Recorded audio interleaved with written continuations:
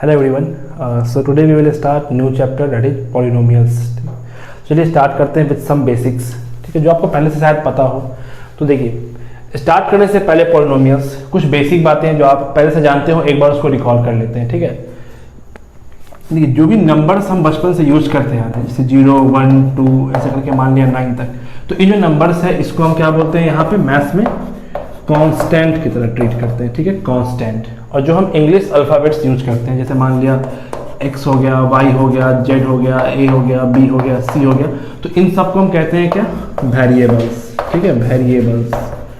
फिर there is something called mathematical operation. तो मतलब क्या हुआ, जैसे addition, multiplication, addition, subtraction, multiplication, division, इन सबको हम क्या बोलते हैं, मैथमेटिकल ऑपरेशन। क्या बोलते हैं, मैथमेटिकल ऑपरेशन, ठीक। तो जब हम किसी भी कांस्टेंट को वेरिएबल्स के साथ, कांस्टेंट को वेरिएबल के साथ मैथमेटिकल ऑपरेशन से कंबाइन कर देते हैं, तो जो टर्म जो बन के आता है उसको हम क्या बोलते हैं, अलजेब्राइक एक्सप्रेशन। कहने का मतलब क्या हुआ, जैसे किसी भी वेरिएबल की बात करें x, ठीक, कोई भी एक mathematical operation, let's say plus, और कोई एक कांस्टेंट मान लिया x + 5, ठीक है, तो ये जो आया इसको हम क्या बोलते हैं, अलजेब्राइक एक्सप्रेशन, ठीक है। क्या बोलते हैं इसको, अलजेब्राइक एक्सप्रेशन। हम कैसे भी लिख सकते हैं, हम चाहे तो लिख सकते हैं 5x, हम चाहे तो लिख सकते हैं 5/x, हम चाहे तो लिख सकते हैं 5 - x, हम चाहे तो लिख सकते हैं x² - 5x + 6, हम चाहे तो लिख सकते हैं x² - 5√x + 6, हम लिख सकते हैं x4 - 6।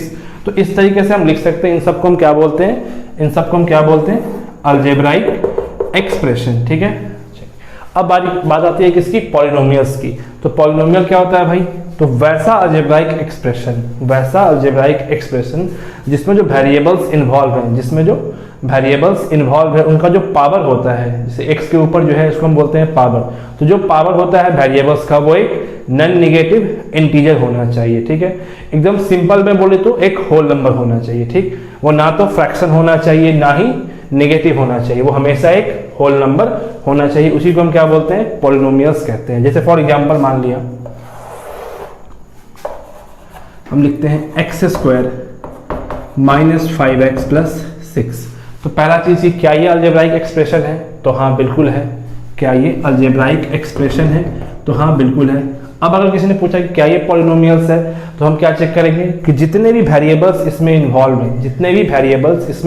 इन्वॉल्व है, उनका जो पावर है, वेरिएबल्स के ऊपर जो पावर लिखा हुआ है, वो एक होल नंबर होना चाहिए, मतलब कि एक नॉन नेगेटिव इंटीजर होना चाहिए। तो मैं चेक किया कि x के ऊपर क्या है, 2, तो सही। यहाँ पे x, तो इसके ऊपर 1, तो बिल्कुल सही। तो ये एक पॉलिनोमियल कहलाएगा, ठीक है, ये एक पॉलिनोमियल कहलाएगा। फिर एक एग्जांपल लिखते हैं, x³ - 5x² + 6x + 4।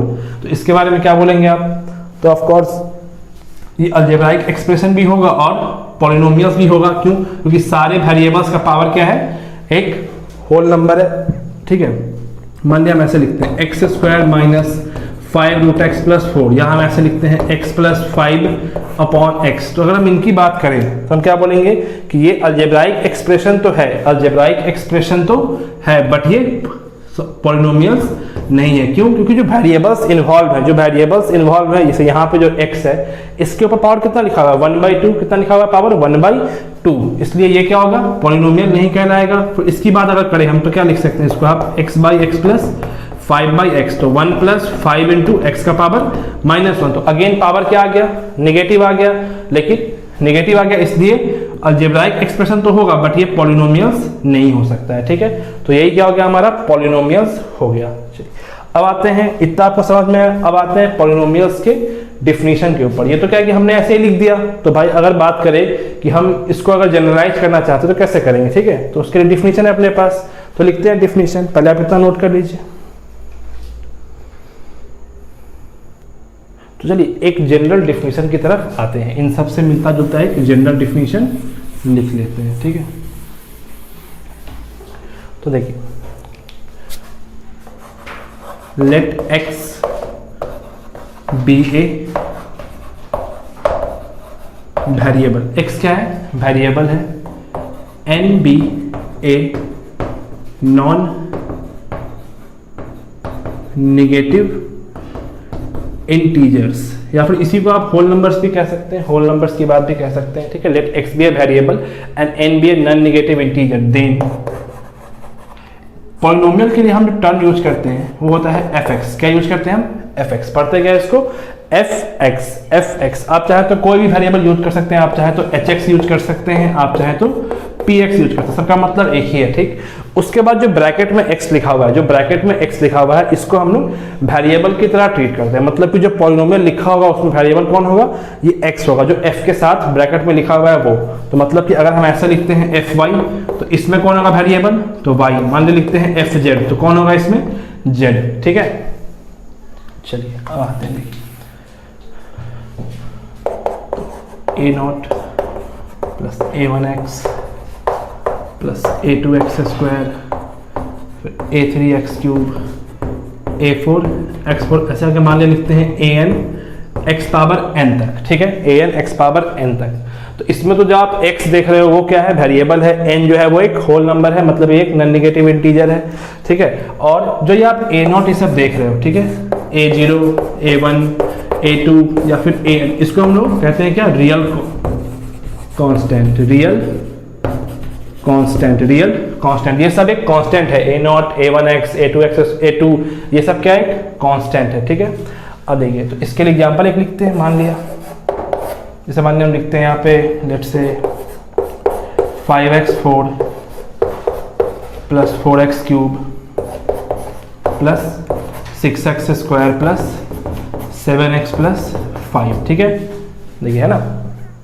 तो इसमें x वेरिएबल हो गया, जो आप देख रहे हो पावर 1 2 3 4, वही यहाँ पे है 1 2 3 4 अप टू n तक, n हाईएस्ट हो गया, ठीक। और ये जो 5 4 देख रहे हो, जो यहाँ पे a1, a0, a1, a2 ये सब था, वो यहाँ पे 5 4 6 7 की तरह है, ठीक है। चलिए, ये हमारा एग्जाम्पल हो गया। अब देखिए, जो इसमें n है, इस वाले चीज में जो n था, सबसे बड़ा कौन है? n।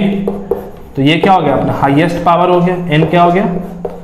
हाईएस्ट पावर हो गया, ठीक है। और इसी हाईएस्ट पावर को हम क्या कहते हैं? Degree of the polynomial. क्या बोलते हैं इसको हम? डिग्री ऑफ द पॉलिनोमियल, ठीक है।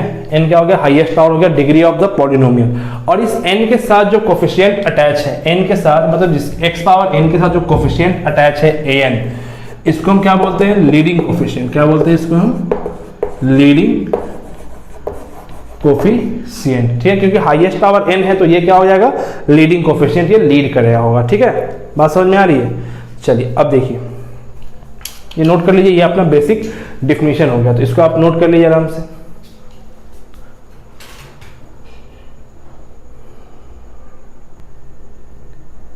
चलिए, एक एग्जांपल देखते हैं। मान लें इसी एग्जांपल को उठा के ऊपर ले चलते हैं, ठीक है। Example 5x4 plus 4x cube plus 6x square plus 7x plus 5 हो गया, ठीक है। तो इसमें हम सबसे पहले पूछे कि आपसे क्या ये पॉलिनोमियल है? तो हाँ है, बिल्कुल। सारे x, जितने भी x हैं वेरिएबल, उनका पावर क्या है? नॉन नेगेटिव इंटीजर है, मतलब कि एक होल नंबर है, ठीक है। अब देखिए, अगर मान लिया हम आपसे पूछते हैं कि डिग्री क्या होगा, तो सबसे हाईएस्ट पावर क्या है? 1 2 3 4 है, तो डिग्री क्या हो गया? 4, ठीक। अब 4 के साथ जो 5 लिखा हुआ है, मान लिया हम पूछते हैं आपसे कि लीडिंग कोफिशिएंट क्या हो जाएगा? लीडिंग कोफिशिएंट, तो क्या हो जाएगा? जो कोफिशिएंट x पावर 4 का होगा वही, तो 5, ठीक है। अच्छा, इसी बात को लिखने के लिए हम ऐसे भी लिख सकते हैं कि कोफिशिएंट ऑफ x का पावर 4, तो क्या बोलेंगे हम? 5। कोफिशिएंट ऑफ x पावर 4 क्या बोलेंगे हम? 5, ठीक है। तो मान लिया अब यहाँ फिर पूछते हैं आपसे, लेट से किसका? कोफिशिएंट ऑफ x स्क्वायर, तो क्या बोलेंगे आप? 6। मान लिया आपसे पूछते हैं कोफिशिएंट ऑफ x, तो क्या बोलिएगा आप? 7, ठीक है। उसके बाद आपसे पूछते हैं कांस्टेंट टर्म क्या होगा? कांस्टेंट टर्म क्या होगा? तो 5। कांस्टेंट टर्म क्या होगा? तो 5, ये ठीक है। अच्छा, मान लिया कुछ ऐसा पूछ दे आपसे हम कि कोफिशिएंट ऑफ x पावर 6, तो क्या बोलेंगे हम? कोफिशिएंट ऑफ x पावर 6 क्या है इसमें? तो x पावर 6 का तो कोई टर्म पर्जेंट नहीं है इसमें। अगर हम पूछे कोफिशिएंट ऑफ x पावर 6 क्या होगा, तो इसमें तो x पावर 6 का कोई टर्म पर्जेंट नहीं है, तो उसके लिए हम क्या बोल देंगे? 0। क्या बोल देंगे हम? 0। जो भी पावर पर्जेंट नहीं होगा, मतलब जो भी x का पावर पर्जेंट नहीं होगा, उसके लिए हम कोफिशिएंट क्या बोल देंगे? 0 बोल देंगे, ठीक है। तो ये था हमारा पॉलिनोमियल का डिफिनीशन। डिग्री किसे कहते हैं, कोफिशिएंट किसे कहते हैं, और जो भी एक्स्ट्रा टर्म होते हैं उसके बारे में, ठीक है। चलिए, एक एग्जाम्पल आपके लिए भी है, आप उसको जरा डील करें। साथ साथ ही बनाइएगा वीडियो पॉज करके। मान लिया लेट्स से एग्जाम्पल लिख रहे हैं हम लोग 6x का power 5 plus 4x square plus 7x plus 8, ठीक है। तो इसमें आपसे पूछे कि डिग्री क्या होगा, तो क्या बोलेंगे आप, 5 बोलेंगे। लीडिंग कोफिशिएंट क्या बोलेंगे, लीडिंग कोफिशिएंट क्या बोलेंगे आप, 6 बोलेंगे, ठीक है। मान लिया पूछते हैं आपसे कोफिशिएंट ऑफ एक्स स्क्वायर क्या होगा, कोफिशिएंट ऑफ एक्स स्क्वायर तो क्या बोलिएगा 4, कांस्टेंट टर्म क्या बोलिएगा, कांस्टेंट टर्म के बारे में तो 8। मान लिया आपसे पूछते हैं कोफिशिएंट ऑफ एक्स पावर 5, तो अगेन एक्स पावर 5 तो है, coefficient of let's say x power 4, तो एक्स पावर 4 तो प्रेजेंट नहीं है, क्या एक्स पावर 4 तो प्रेजेंट नहीं है, तो क्या हो जाएगा इसके लिए 0, ठीक है। इतना बात आपको समझ में आ चुका होगा। चलिए आगे बढ़ते हैं नेक्स्ट टॉपिक की तरफ, ठीक है। इसको नोट कीजिए पॉज करके। चलिए नेक्स्ट बढ़ते हैं। देखिए डिग्री के रिगार्डिंग हम इसको क्लासीफाई भी कर सकते हैं, कैसे, तो देखिए पहला क्या है कि अगर डिग्री अपने पास 1 हो जाए, डिग्री क्या हो जाए 1 हो जाए, तो इसको हम लोग कहते हैं क्या, लीनियर पॉलिनोमियल। क्या बोलते हैं इसको हम लोग, लीनियर पॉलिनोमियल, ठीक है। मतलब डिग्री 1 होना चाहिए। तो इसका जनरल टर्म कैसा होगा, ax प्लस बी टाइप का, ax प्लस बी टाइप का, जो वेरिएबल होगा उसका हाईएस्ट पावर कितना होगा 1 के बराबर, ठीक है। जैसे मान लिया एग्जांपल में लिख लेते हैं, लेट्स से 5x प्लस 4 x माइनस 6 या फिर सिंपल 5x, ये सब क्या हो गया, लीनियर पॉलिनोमियल कहलाता है, ठीक है। दूसरा होता है अगर डिग्री 2 हो गया, तो इसको हम लोग कहते हैं क्या, क्वाड्रेटिक पॉलिनोमियल, क्वाड्रेटिक पॉलिनोमियल, ठीक है। इसमें क्या होगा, इसका जनरल टर्म कैसा होगा, तो इस तरीके का होता है ax square bx plus c type का, जो हाईएस्ट पावर है x का वो हमेशा 2 रहेगा, उसी को हम क्या बोलते हैं, क्वाड्रेटिक पॉलिनोमियल।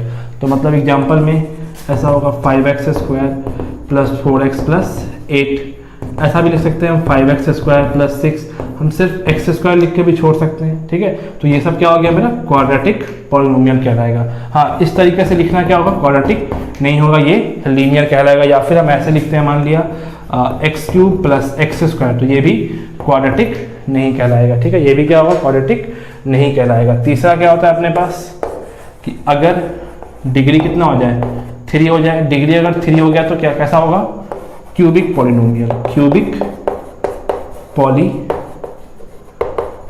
ठीक है, क्यूबिक पॉलिनोमियल। तो इसके लिए क्या होगा जनरल टर्म, इसके लिए हो जाएगा ax cube bx square plus cx plus D type का। तो आई होप कि आपको एग्जांपल समझ में आ रहा होगा, कैसा एग्जांपल होगा, लिखने की जरूरत नहीं है, आप इसी में एक टर्म ऐड कर लीजिए, 6x क्यूब ऐड कर लीजिए, ठीक है। उसके बाद डिग्री 4, मैक्सिमम यहाँ पे क्या है कि 2 या 3 डिग्री का ही हम लोग यूज करेंगे, 3 के ऊपर की बात बहुत कम होगी। इसको हम क्या बोलते हैं, biquadratic, biquadratic polynomial. ये लिखेगा कैसा, ax4 plus bx cube plus cx square plus dx plus e type का, ठीक है। तो इसको हम क्या बोलते हैं, बाई क्वाड्रेटिक। इसके ऊपर जानने की जरूरत नहीं है, और अपने को नीड यहाँ पे पढ़ना किसके बारे में है, सिर्फ 2 डिग्री 3 डिग्री एंड 1 डिग्री के बारे में। इसके ऊपर हम कहीं पे भी चर्चा नहीं करने वाला, ये अपने सिलेबस से बाहर है। अभी क्या, ये आप 11th 12th में जाएंगे तो वहां भी इस 4th डिग्री के बारे में बहुत कम यूज है, बहुत कम पढ़ना है, जो भी है वो 2 डिग्री और 3 डिग्री में ही है, ठीक है। चलिए, तो ये हमारा क्या हो गया, types of polynomial on the basis of degree, types of polynomial on the basis of degree, ठीक है। अब आते हैं टर्म के रिगार्डिंग, पहले इतना नोट कीजिए, फिर आते हैं टर्म के रिगार्डिंग। चलिए नेक्स्ट क्या है, types of polynomial on the basis of term. ये तो आपको पहले से भी आता होगा बचपन से, मतलब जब से आपने पढ़ा होगा पॉलिनोमियल फर्स्ट टाइम पे आता होगा। कुछ नहीं है, बस क्या बोलते हैं मोनोमियल कब, जब एक टर्म प्रेजेंट होता है तब, जैसे x बाई 5x एक टर्म है तो क्या बोलेंगे इसको हम, मोनोमियल। बाइनोमियल मतलब 2 टर्म, जब 2 टर्म प्रेजेंट हो इस तरीके से तो क्या बोलते हैं इसको हम, बाइनोमियल। फिर ट्राइनोमियल जब 3 टर्म प्रेजेंट हो तब x plus y plus z, ठीक है। ये हालांकि ये उतना इंपॉर्टेंट नहीं है, जो काम की बात है वो हम लोग उस पर आते हैं, ठीक है। आप नोट कर लीजिएगा इसको। देखिए नेक्स्ट क्या है, value of a polynomial, value of a polynomial at any given point, at any given point alpha, ठीक है।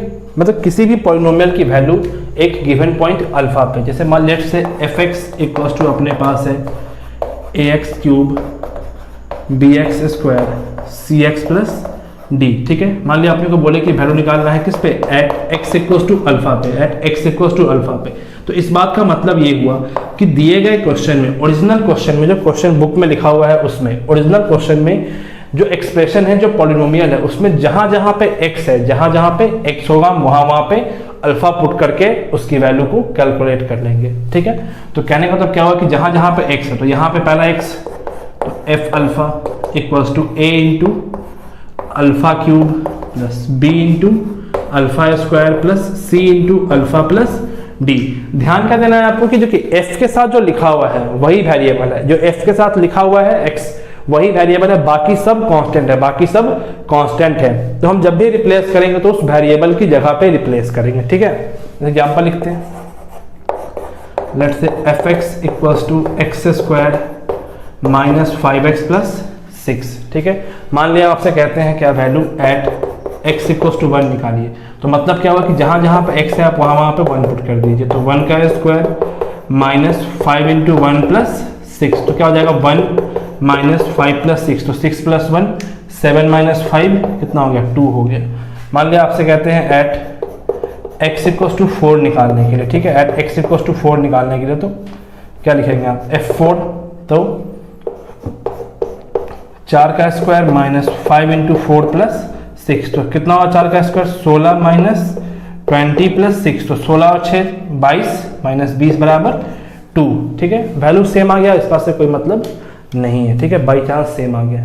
अब देखिए ये तो हो गया वैल्यू निकालना, तो हम किसी भी पॉइंट पे वैल्यू कैलकुलेट कर सकते हैं। अब देखिए तो मान लिया अगर हम इसी की value at x equals to 2 पे निकालते हैं, कहाँ पे निकालते हैं, एक्स इक्वल्स टू 2 पे निकालते हैं, तो क्या हो जाएगा देखिए, तो F2 क्या हो जाएगा भाई, 2 का स्क्वायर माइनस 5 इंटू 2 प्लस 6, तो 2 का स्क्वायर 4 प्लस 6 10 माइनस 10 0 के बराबर, कितना आ गया 0 के बराबर। मान लिया फिर हम निकालते हैं F3 पे, तो कितना हो जाएगा 3 का स्क्वायर माइनस 5 इंटू 3 प्लस 6, तो 3 का स्क्वायर 9 प्लस 6 15 माइनस 15 कितना हो गया 0 के बराबर, कितना हो गया 15 0 के बराबर। तो मतलब क्या हुआ कि भाई 2 और 3 पे वैल्यू 0 आ गया, तो जिस भी पॉइंट पे वैल्यू क्या आ जाए 0 के बराबर, जिस भी पॉइंट पे वैल्यू क्या आ जाए 0 के बराबर, उस पॉइंट को हम क्या बोलेंगे, जीरो ऑफ द पॉलिनोमियल। क्या बोलेंगे उसको हम, जीरो ऑफ द पॉलिनोमियल, ठीक है। तो मतलब क्या हुआ कहने का, इसी में हम आगे बढ़ जाते हैं। एंड इफ x पुट किए किस में, fx में, fx में हमने f पुट किया, f अल्फा बराबर 0, अल्फा पुट करने पे अगर 0 वैल्यू हो गया तो हम क्या बोलेंगे, alpha is called zero of the polynomial, alpha is called zero of the polynomial, ठीक है। मतलब जिस भी पॉइंट पे वैल्यू क्या आ जाए 0 के बराबर, उसको हम क्या बोलेंगे, जीरो ऑफ द पॉलिनोमियल। तो यहाँ पर 2 और 3 पे क्या आ गया 0 हो गया, तो हम क्या बोलेंगे 2 and 3 are zeros of the polynomial, कौन सा पॉलिनोमियल, तो fx, और fx क्या है अपने पास, तो x square minus of 5x plus 6, ठीक है। चलिए इतना समझ में आया, नोट कीजिए।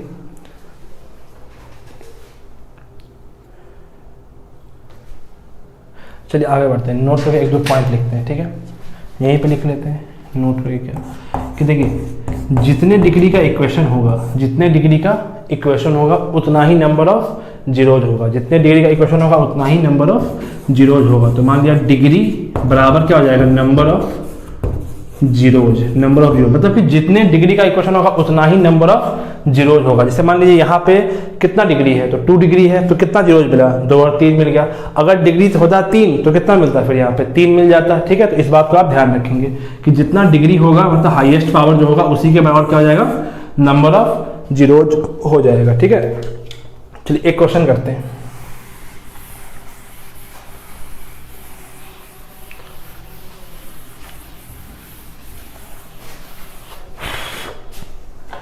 लिखिए क्वेश्चन क्या है, लेट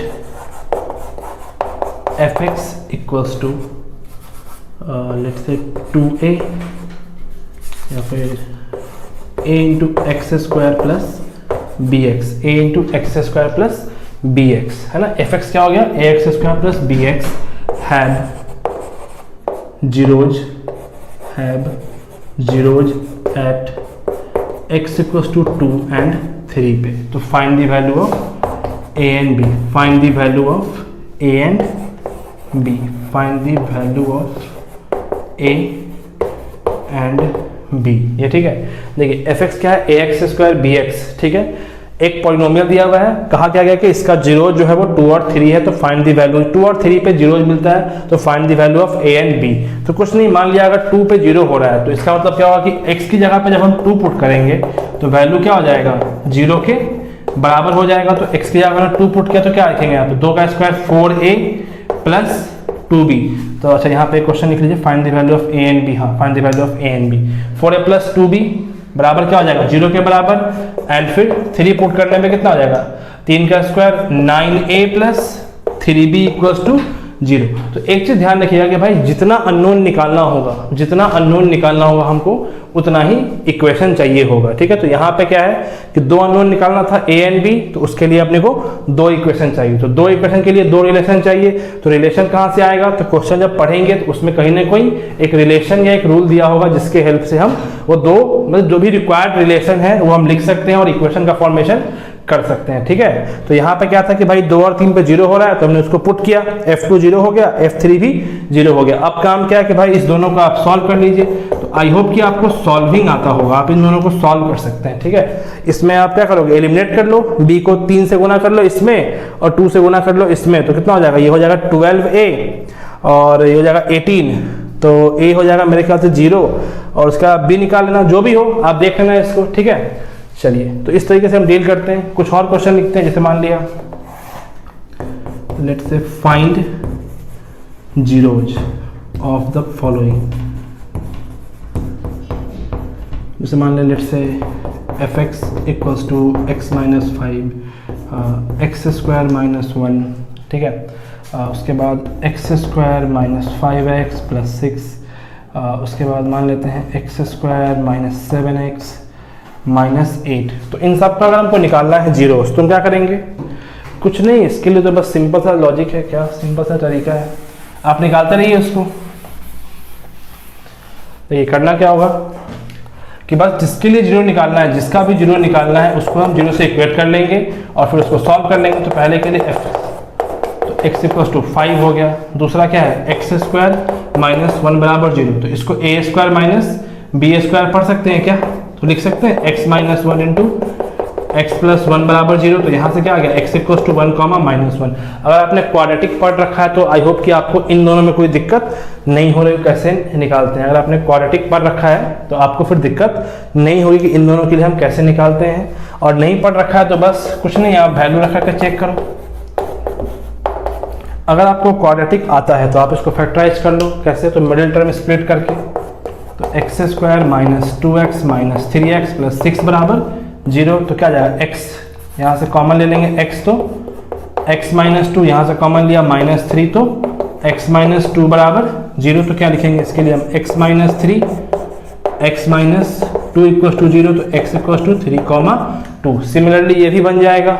अगर आपको आता होगा तो काफ़ी आसान है, और अगर नहीं आता है तो अभी टेंशन वाली बात नहीं है, क्योंकि हम क्लास अभी जस्ट इसके बाद अपना एक चैप्टर है कौन सा, क्वाड्रेटिक इक्वेशन, वहां पे हम इन सब को फैक्टराइज करना बहुत डिटेल में सीखेंगे, ठीक है।